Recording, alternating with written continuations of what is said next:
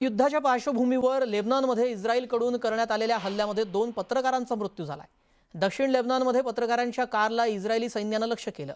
या हल्ल्यात 2 पत्रकारांसह एकूण 4 जणांचा मृत्यू झाला। मृतांमध्ये अली शोएब आणि फातिमा फैतोनी यांचा समावेश आहे। फातिमा फतौनी यांचा यामध्ये समावेश आहे।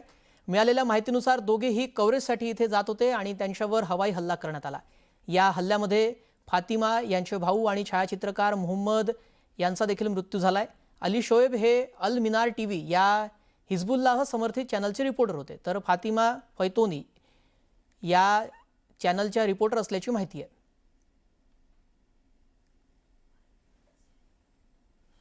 इस्रायलच्या हल्ल्यामध्ये मृत्यू होण्याच्या काही तासांपूर्वीच पत्रकार फातिमा फतोनी यांनी आपला एक शेवटचा रिपोर्ट दिला होता।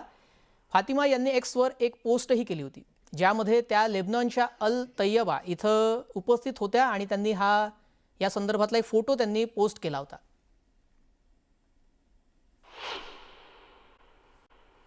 इराणमधील बोरुदे दर्द इथं इस्रायलकडून करण्यात आलेल्या हल्ल्यामध्ये एका इमारतीचं मोठं नुकसान झालेलं आहे। या हल्ल्यानंतर इमारतीच्या ढिगाऱ्याखाली अनेक लोक अडकले असल्याची माहिती समोर आली आहे।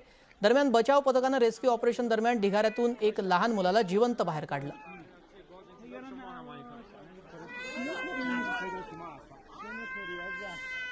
Why so?